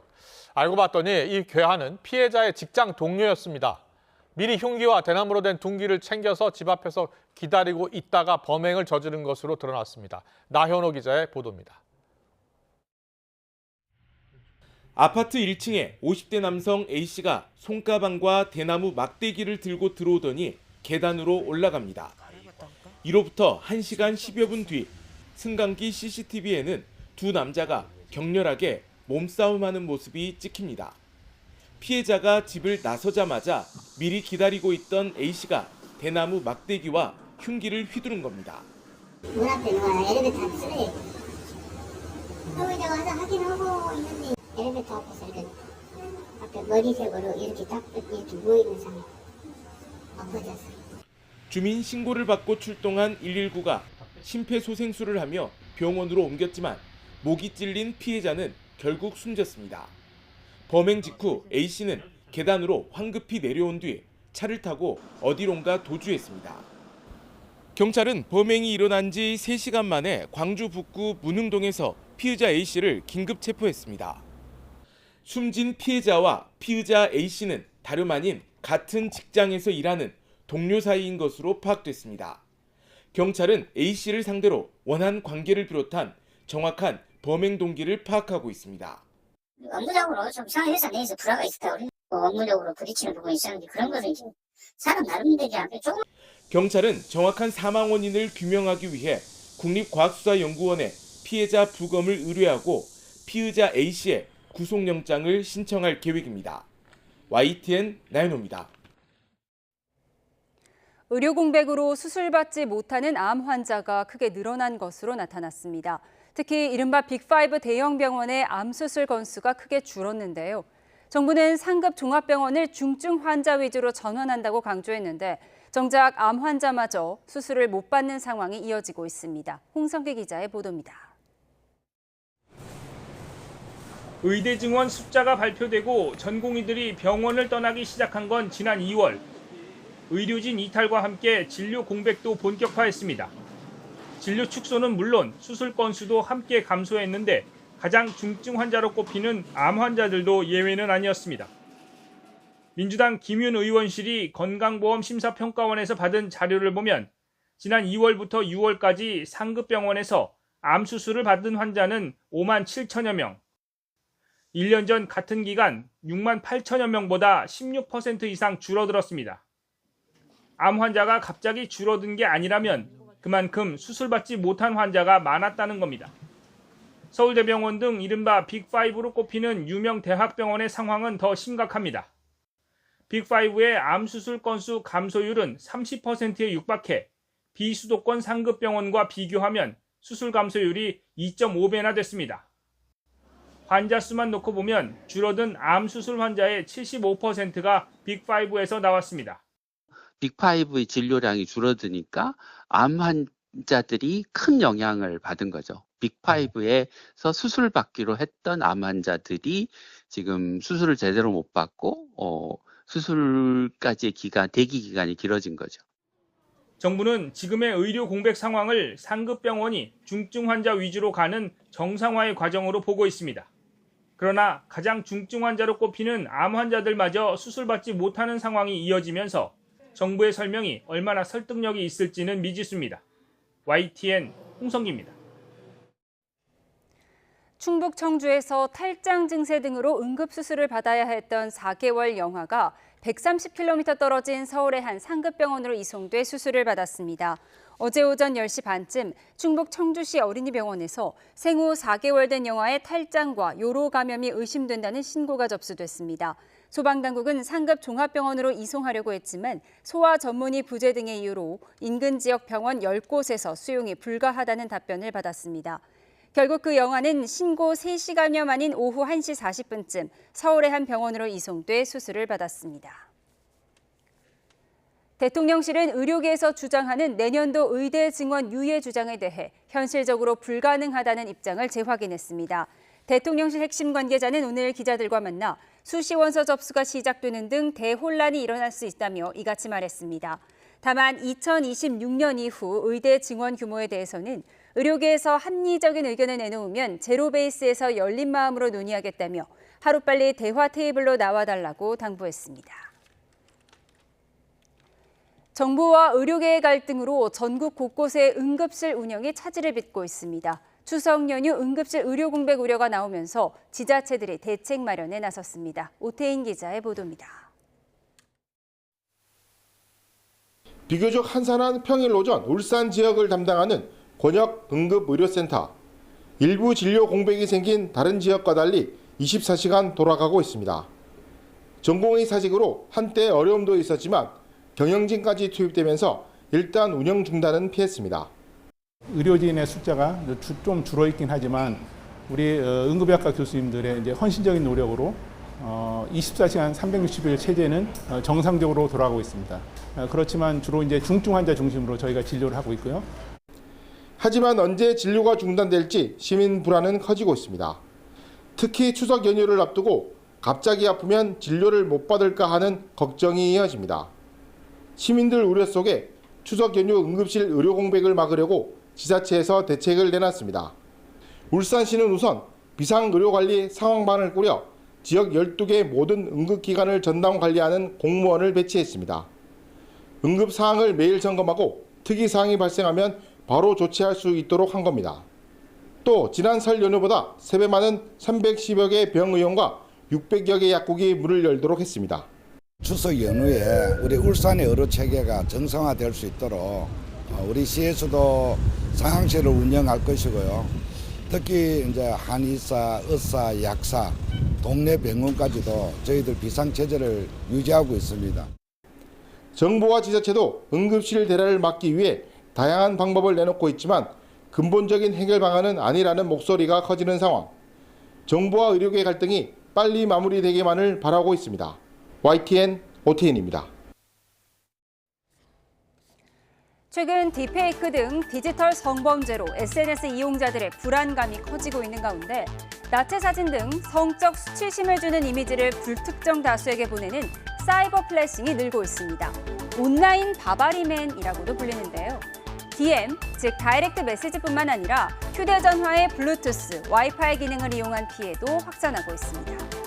근거리 무선 파일 공유 시스템인 갤럭시의 퀵쉐어나 아이폰의 에어드롭을 활용해서 주변 휴대기기의 사진과 영상을 익명으로 보내는 방식입니다. 한국여성인권진흥회의 보고서를 보면 이 같은 사이버 괴롭힘의 피해자는 5년 만에 4.6배로 늘었습니다. 지난해 피해자 가운데 여성이 90% 이상을, 연령대별로는 10대와 20대가 85%에 달했습니다. 피해자들은 가까운 거리에 있는 누군가가 파일을 보냈다는 생각에 더 꺼림칙하다고 호소하는데요. 온라인 커뮤니티에는 버스나 지하철에서 나를 보고 있는 누군가가 사진을 보냈다고 생각하니 소름 끼친다. 또 음란 사진이 계속 전송돼서 결국 중간에 내렸다는 경험담이 올라오고 있습니다. 문제는 디지털 기기를 이용한 범죄의 특성상 가해자 추적이 어렵다는 점입니다. 음란물을 전송한 뒤 계정을 삭제해버리면 누군지 특정할 수가 없어서 수사기관에 고소하더라도 수사가 난항을 겪는 경우가 많은데요. 대부분 서버가 외국에 있어서 강제 수사가 어렵다는 고질적 문제점과 더불어 세밀한 대책 마련이 필요해 보입니다. 미국 국기와 알파벳 T가 박힌 이 황금색 운동화. 지난 2월 펜실베니아주 필라델피아에서 열린 행사에서 미 대선 후보인 트럼프 전 대통령이 직접 판촉했던 신발입니다. 라이선스 계약에 홍보 의무가 있었다고 합니다. 사업가 출신인 트럼프는 선거운동을 하면서도 돈 벌 수 있는 방법들이 끊임없이 떠오르는 걸까요? 워싱턴 포스트는 트럼프 전 대통령이 라이선스 계약과 책 판매 등으로 큰 수익을 올리고 있다고 보도하고 있습니다. 마치 아이돌 스타 같죠? 트럼프의 디지털 포토카드는 대체 불가 토큰 NFT 형태로 만들어져서 우리 돈 13만 원 정도에 판매되고 있는데요. 15장 이상을 구입하면 트럼프의 양복 조각이 담긴 실물 카드를 받을 수 있다며 프로모션까지 진행하고 있습니다. 지난 3일 발간한 화보집 세이브 아메리카의 사인본은 $499, 우리 돈으로 67만 원 정도에 팔고 있습니다. 심지어 트럼프의 회사 웹사이트는 각종 기념품을 캠페인에서 직접 사는 것보다 더 비싼 가격에 판매하기도 하는데요. 보실까요? 낯익은 모자죠. 미국을 다시 위대하게가 쓰인 이 모자를 캠페인에서 사면 $40지만 회사 웹사이트에서 사면 $55라고 합니다. 워싱턴 포스트는 카드와 책 판매의 수익금이 트럼프 전 대통령의 선거 운동이 아니라 개인 사업체로 유입된다면서 그 어느 대선 후보도 자신의 선거를 사익용 사업과 긴밀하게 연계한 적이 없다고 지적하고 있습니다. 이에 대해 트럼프 캠프 측은 트럼프는 대선에 출마하기 위해서 자신의 수십억 달러 규모의 부동산 제국을 뒤로 했고 대통령 급여도 기부하면서 재임 기간 총 자산 가치가 하락한 최초의 대통령이라고 해명하고 있습니다. 버터와 크림, 또 온갖 살찌는 음식을 늘어놓고 끊임없이 먹으면서 또 뱃살을 흔들고 체중을 이야기하기도 합니다. 칼로리가 높은 자극적인 음식을 대량으로 먹는 이른바 익스트림 먹방으로 418만 명이 넘는 구독자를 보유한 니코카도 아보카도가 7개월 전에 공개한 영상인데요. 체중이 171kg까지 불어나 호흡곤란까지 호소하며 보시는 것처럼 산소호흡기를 착용하고 방송하기도 했습니다. 그런데 건강상의 이유로 활동을 중단한 지 7개월 만에 놀라운 근황을 공개했습니다. 자, 이 팬더타를 벗은 주인공의 모습 보실까요? 전혀 다른 모습이죠. 체중 250파운드, 약 113kg을 감량했다는데요. 나는 항상 2걸음 앞서 있다. 내 인생을 통틀어 가장 위대한 사회 실험이었다고 말했습니다. 미리 찍어둔 영상을 7개월 전까지 업로드했고 새 영상을 촬영하지 않던 2년 동안 건강하게 다이어트를 했다는 겁니다. 잠시 들어보시죠. Yesterday, people were calling me fat and sick and boring and irrelevant. People are the most messed up creatures on the entire planet. 누리꾼들은 비만으로 인한 합병증으로 사망하는 것보다 훨씬 나은 결론이다. 체중을 늘려 억만장자가 됐고 체중을 줄인 뒤에는 역대 가장 놀라운 컴백을 이뤄냈다는 등의 반응을 보이고 있는데요. 이 영상은 조금 전인 오늘 오후 4시 반 기준으로 3천만 회에 육박하는 조회수를 기록하고 있습니다.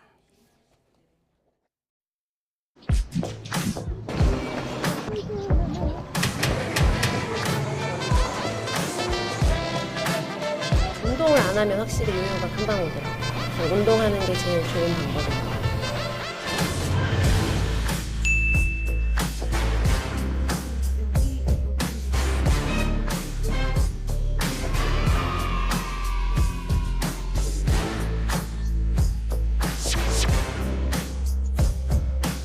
So we are seeing a substantially higher than expected demand.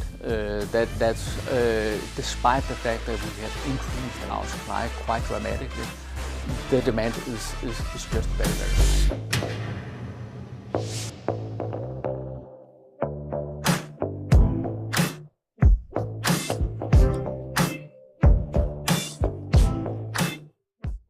들어있습니다.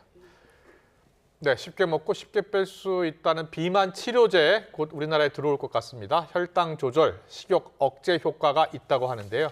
네, 어떻게 이 약이 개발됐고 효과는 어떤지 또 부작용은 없는지 전문가와 함께 자세히 알아보겠습니다. 허양임 분당차병원 가정의학과 교수 스튜디오에 모셨습니다. 어서 오세요. 네, 안녕하세요. 안녕하세요. 네, 요새 해외 유명 인사들이 네. 이 약을 처방받고 주사를 맞고 살을 많이 뺐다고 해서요. 저희 네. 영상을 좀 소개해드렸는데 실제로 효과가 높습니까?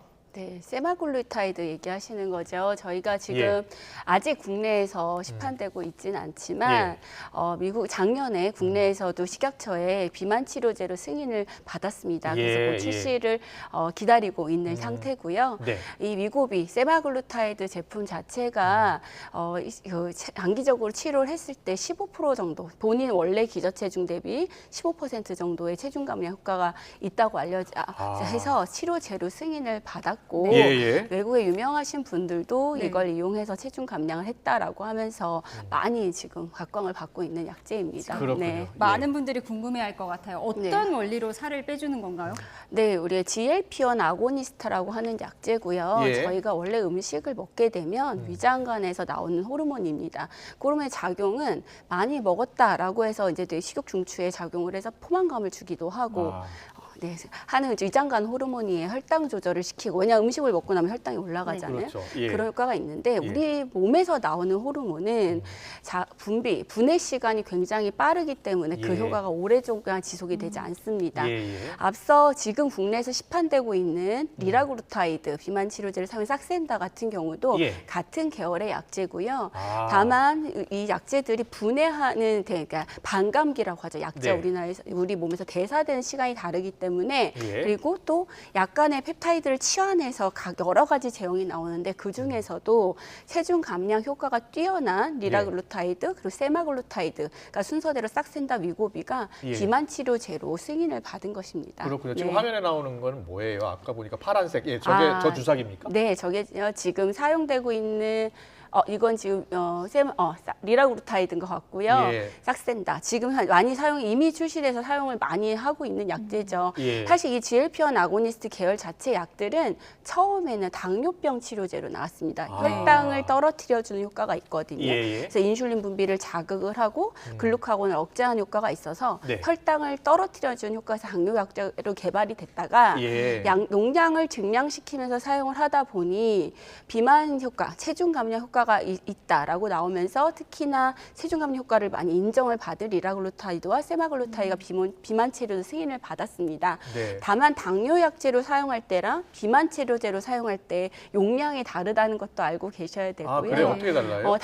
지금 출판되는 삭센다 같은 경우는 예. 당뇨 약제로 사용할 때는 1.8가지고요. 네. 비만 치료제는 사실 3ml 이상, 3ml가 비만 치료 용량입니다. 전 위고비가 나오는데요. 위고비도 네. 같은 종류라고 봐야 돼요?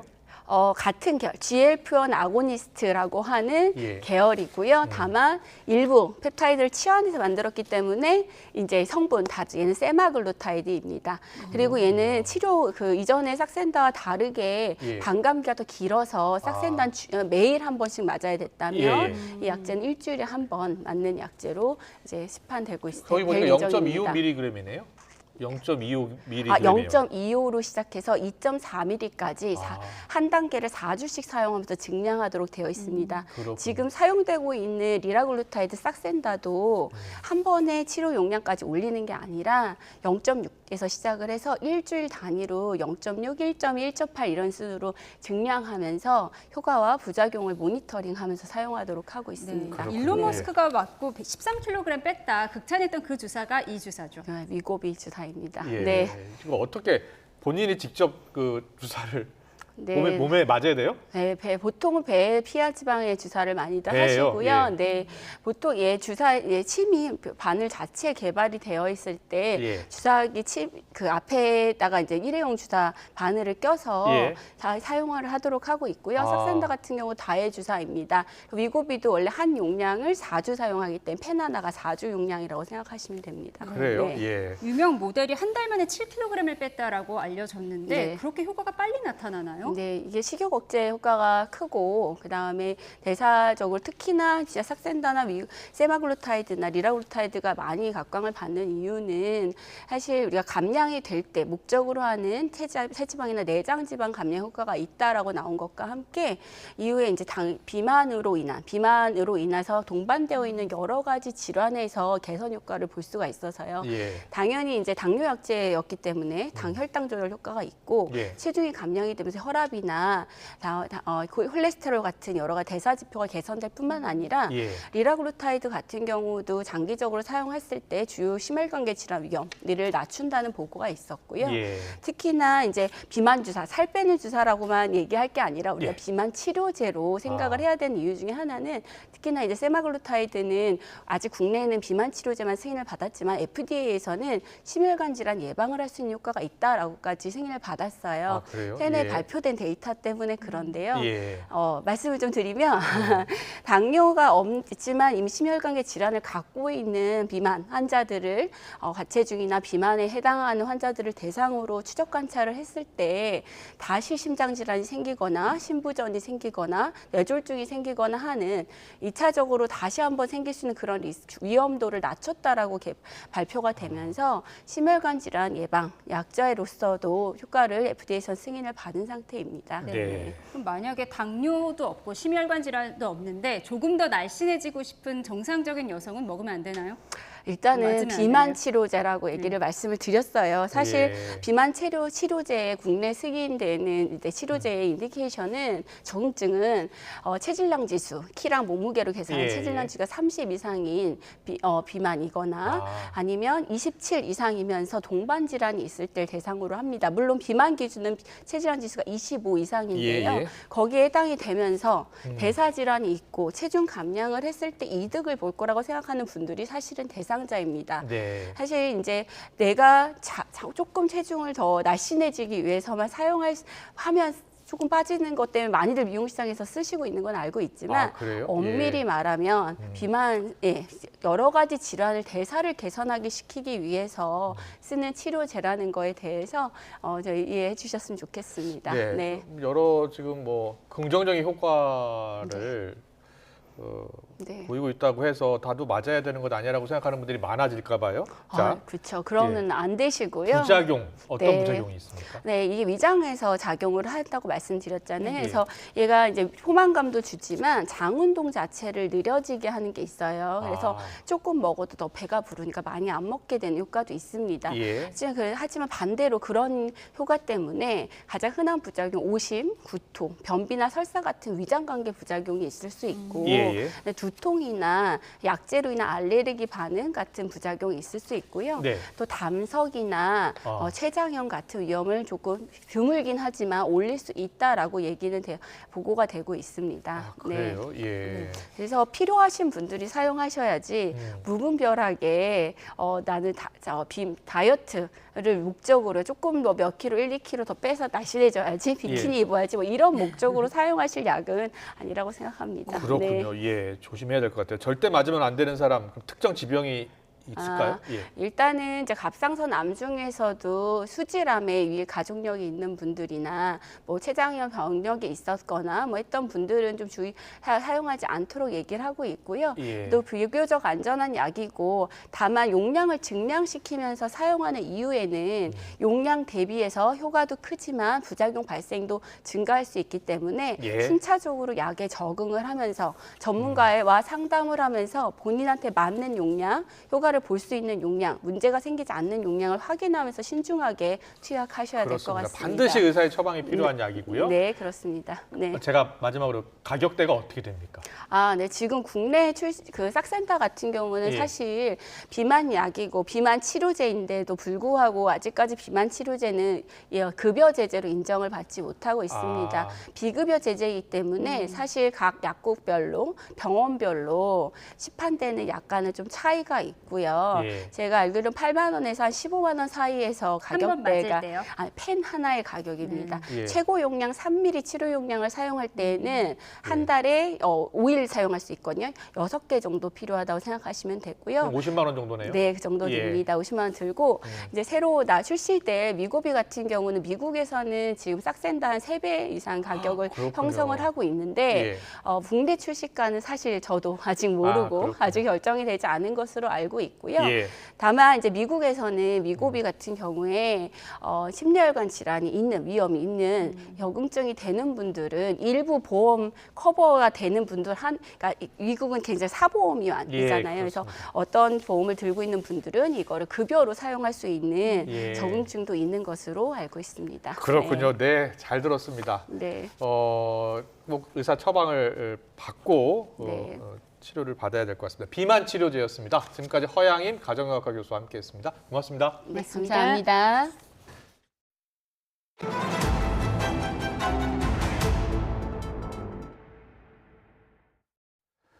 공정거래위원회가 독과점 플랫폼의 횡포를 막기 위해서 추진했던 플랫폼 공정경쟁 촉진법의 제정이 무산됐습니다. 공정위는 기존 공정거래법을 개정해서 플랫폼 횡포에 대응하겠다고 했지만 신속 대응이 가능할지는 의문입니다. 이승은 기자입니다.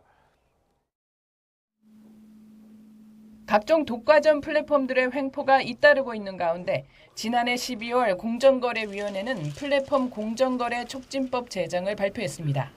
각 분야 독과점 플랫폼과 하지 말아야 할 행위를 사전에 지정해서 문제 발생 시 신속 대응하는 방안입니다.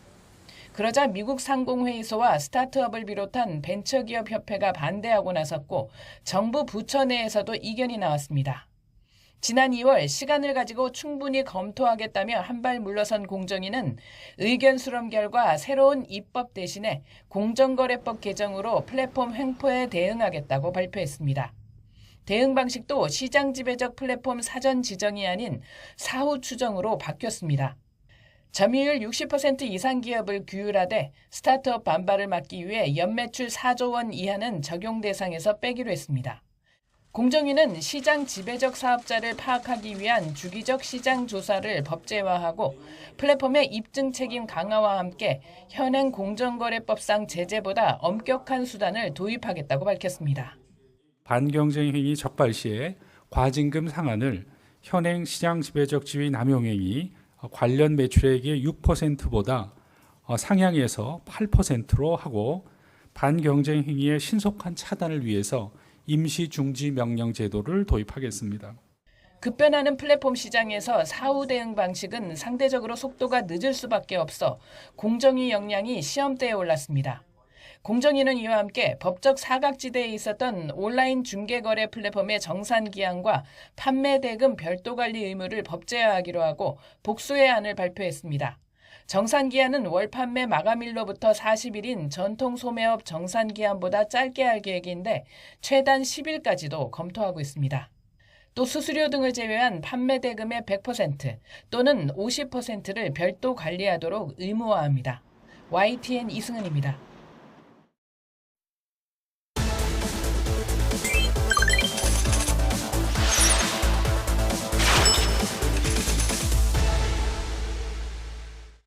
경제 이슈 친절하게 풀어드리는 경제픽 시작하겠습니다. 오늘은 최하영 기자와 함께합니다. 어서 오세요. 어서 오십시오. 네, 첫 번째 주제는 영상으로 만나보겠습니다.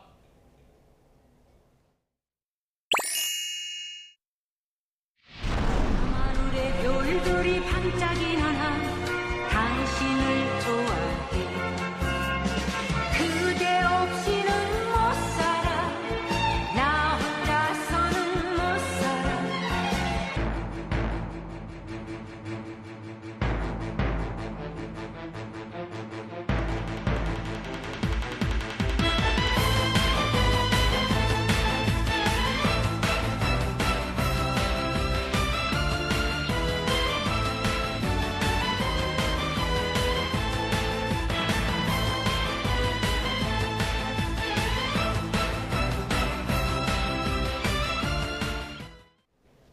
네, 10가구 가운데 8가구는 일단 전기료가 더 많이 나온다는 거죠? 네, 맞습니다. 두 분도 뭐 지난달에 가정에서 에어컨 많이 트셨을 텐데 거의 틀어놓고 살았죠. 네, 혹시나 전기요금 얼마나 더 나올 것으로 혹시 뭐 대략 예상하십니까? 사실 예상이 안 돼요, 지금. 예상이 안 되는데 하여튼간 한 3만 원 정도는 더 나올 것 같은데요. 네, 올여름 진짜 너무 덥다 보니까 역대 최대 전력 수요도 벌써 5번이나 경신이 됐거든요. 그래서 한국전력이 전기료 폭탄 걱정하시는 분들 네. 많을까 봐 미리 대략 얼마 정도 오릅니다. 오늘 이런 그랬군요. 내용을 공개를 했습니다. 우선 가구당 평균 요금은 6만 4천 원 정도이고요. 네. 지난해 8월과 비교했을 때는 한 7,500원 정도 더 오르는 셈입니다. 예. 지난해보다 한 13% 정도 전기요금이 더 나온다고 보면 되는데요. 그렇군요. 네, 이 수치는 8월 말까지 집계된 전기 검침 결과를 바탕으로 한 거고요. 예. 최종 전기 사용량과 요금은 9월 말쯤에 확정될 예정입니다. 네. 네. 지난해 8월보다 7,500원 정도라면 뭐 폭탄까지는 아닌 것 같네요. 네, 뭐 일부에서는 뭐 역대급 폭염에 뭐 에어컨 쓴 거에 비해서 이 정도면 뭐 선방한 거 아니야? 예. 뭐 이런 얘기들도 나오고 있는데요. 제가 앞서 말씀드린 수치는 전기요금이 오른 가구와 오르지 않은 가구까지 모두 포함해서 낸 평균치고요. 예. 전기요금이 오른 가구만 따로 떼서 보면 조금 더 부담이 늘어납니다. 네, 네. 지난해보다 전기요금이 오른 가구는 한 1,800만 가구로 한 76% 정도 되는데요. 예. 뭐 앞서 말씀하신 대로 뭐 10가구 가운데 뭐 8가구 정도가 전기 오름이 더 오르는 셈입니다. 네. 이들 가구만 따로 떼서 보면 평균 전기요금 17,000원 정도 더 늘어난다고 보면 되고요. 2배 정도 차이가 나네요. 네, 맞습니다. 오른 가구면 17,000원 정도 오른다. 뭐 이렇게 보시면 될 것 같고요. 예. 요금 인상폭별로 보면요. 10,000원 미만이 39%, 10,000원에서 30,000원 미만이 28% 정도였고요. 10만 원 이상 전기요금이 오르는 가구도 38만 가구 정도가 그래요? 됩니다. 예. 네, 이와 관련해서는 저희 한정 관계자의 말 한번 들어보겠습니다. 역대급 무더위로 전기 사용량이 증가하여 전기요금 부담이 커진 점 송구하게 생각합니다. 그럼에도 우려했던 수준보다 전기요금 증가세가 적었던 것은 국민들께서 어려운 여건 속에서도 에너지 절약과 효율적 소비에 동참해 주신 덕분이라고 생각합니다. 네. 이 무더위가 가시면서 전기료 인상도 지금 예고돼 있다고요? 네, 전기요금은 매해 분기마다 발표가 되거든요. 예. 그러니까 3월, 6월, 9월, 12월에 발표가 되는데요. 정부는 직전 분기까지 5개 분기 연속 전기요금을 동결해 왔습니다. 그러니까 1년 넘게 현재 요금이 유지되고 있는 건데요.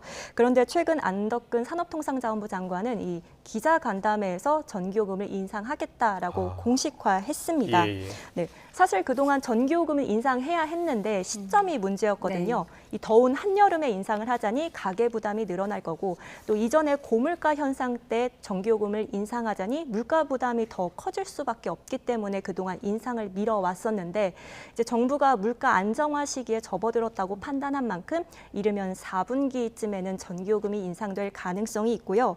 특히 한전은 에너지 가격 급등 시기에 좀 원가보다 저렴하게 전기를 공급했거든요. 예. 그래서 현재 43조 원 정도 누적 적자가 쌓인 상황인데 정부가 전기요금 현실화를 이른 시일 안에 하겠다고 밝힌 만큼 이르면 4분기쯤에는 전기요금 인상 소식이 들릴 것 같습니다. 그렇군요. 네, 많이 올리진 않았으면 좋겠습니다. 두 번째 주제 보겠습니다.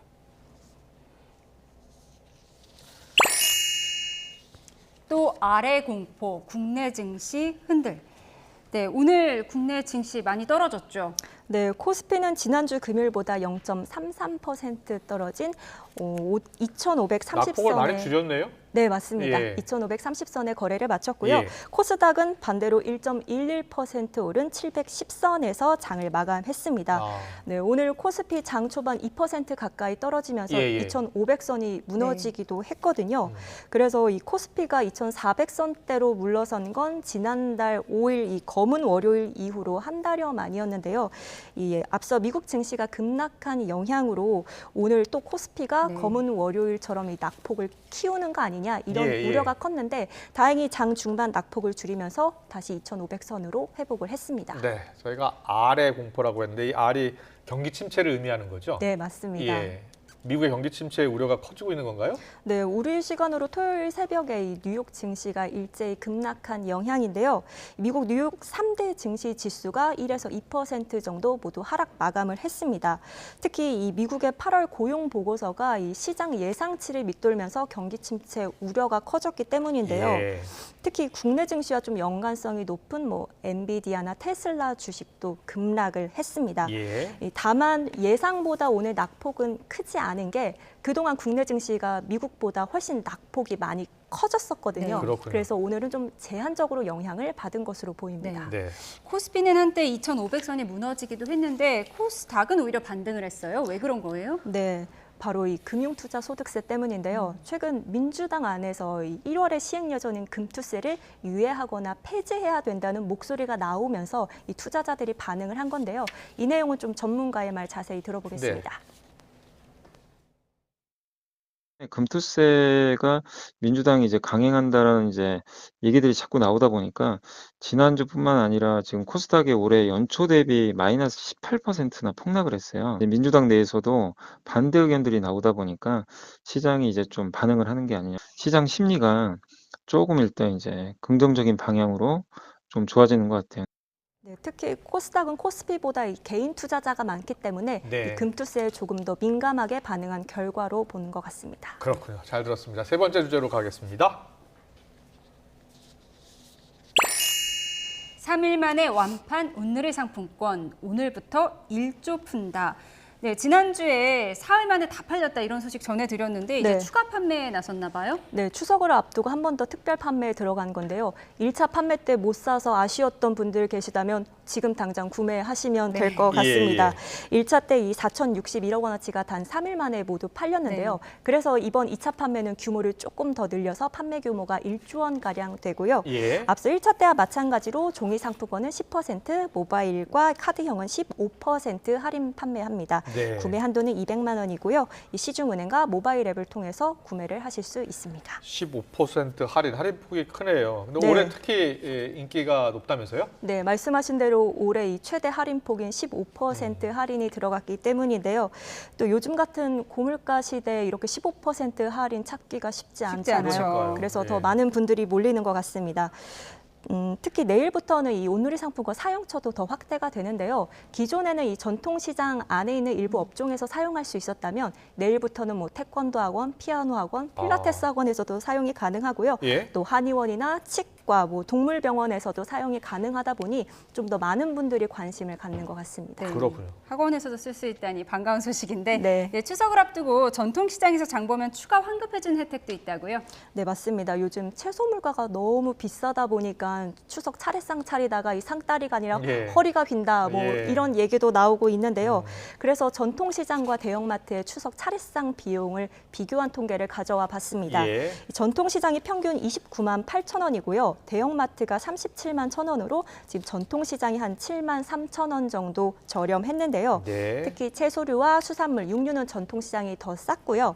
이 사과와 배, 두부, 밀가루는 대형마트가 조금 더 쌌습니다. 네. 특히 전통시장에서는 오늘부터 이 국산 농축 수산물을 구매하면은 일부 금액을 돌려줍니다. 아. 특히 구매액이 3만 4천 원을 넘으면 온누리 상품권으로 만 원을 돌려주고요. 예. 6만 7천 원이 넘으면 2만 원을 돌려주는데 온누리 상품권 15% 할인받고 또 이 환급까지 받으면은 꽤나 또 쏠쏠한 그러네요. 네, 소비가 될 것 같아서 이 다음 주 추석 차례상 차릴 계획이 있다면 온누리 상품권 들고 가까운 전통시장 둘러보셔도 좋을 것 같습니다. 네, 온누리 상품권 사서 전통시장으로 가야 될 것 같습니다. 오늘 경제 소식은 최하영 기자와 함께했습니다. 고맙습니다. 고맙습니다. 네, 주요 기업 뉴스입니다. 한국토지주택공사 LH는 3기 신도시 입주민의 교통 편의를 높이기 위해서 부천 대장 신도시와 서울 홍대 입구역을 잇는 광역철도 노선 연장과 추가 정거장 설치를 추진한다고 밝혔습니다. LH는 이를 위해서 부천도시공사 대장 홍대선 민자사업 시행자인 서부광역 메트로와 3기 신도시 부천대장지구 내의 대장 홍대선 광역철도에 추가 정거장 설치를 위한 협약을 체결했습니다. 요기요가 자율주행 로봇 서비스 기업 유빌리티와 협업해 인천 송도 지역에서 로봇 배달 서비스를 시작합니다. 요기요 측은 소비자가 요기요 앱을 통해 로봇 배달을 선택하면 지정된 장소에서 로봇을 만나 음식을 픽업하는 방식으로 서비스가 이루어진다고 밝혔습니다. 풀무원이 식품회사 최초로 김치 냉장고를 출시했습니다. 풀무원은 내부 온도 편차를 최소화해서 김치와 식재료의 신선함을 오래 유지해주는 것이 특징이라고 밝혔습니다. SK텔레콤과 SPC그룹이 업무 협약을 맺고 인공지능 기술을 기반으로 다양한 분야에서 협력하기로 했다고 밝혔습니다. 두 회사는 오늘 열린 업무 협약식에서 AI 기술을 활용한 서비스 협력과 마케팅 제휴, 멤버십 사용 편의성 개선 등 주요 분야에서 협력을 추진하기로 했습니다. 한국경영학회가 최정일 숭실대 경영학부 교수를 학회 차차기 회장으로 선출했습니다. 1956년 우리나라 최초의 경영학회로 설립된 사단법인 한국경영학회는 현재 만여 명의 회원을 두고 있는데 최정일 교수는 이번 선거에 단독 후보로 출마해서 역대 최고의 찬성 득표로 당선됐습니다. 역대급 9월 더위입니다. 오늘 서울 기온이 34도를 웃돌았는데요. 9월을 기준으로는 역대 2위 기록입니다. 1939년 이후 85년 만에 가장 높은 건데요. 폭염특보도 확대 강화됐습니다. 서울을 비롯한 전국 대부분 지역에 폭염주의보가 내려졌고요. 수도권 등 서쪽 지방과 또 경남 일부 지역에는 폭염경보까지 발령 중입니다. 치솟은 기온에 대기가 불안정합니다. 저녁까지 내륙 곳곳에는 소나기 가능성이 있으니까요. 퇴근길 교통안전에 유의해 주셔야겠습니다. 내일도 전국에 땡볕이 내리쬐겠습니다. 다만 제주도에는 오후부터 가끔 비가 내리겠고요. 모레까지 많게는 80mm 이상 내리는 곳도 있겠습니다. 끝났나 싶었던 밤더위도 다시 돌아왔습니다. 내일 서울 아침 기온이 25도로 밤사이 서울에서도 열대야가 예상되고요. 도심과 해안가를 중심으로 열기가 식지 못하겠습니다. 낮에는 내륙을 중심으로 33도를 웃도는 폭염이 예상됩니다. 서울과 대구 34도, 광주 35도까지 오르겠는데요. 다시 찾아온 여름 더위에 건강관리 잘해주셔야겠습니다. 날씨였습니다. 월요일 뉴스원 여기서 마치겠습니다. 함께해 주신 여러분 고맙습니다.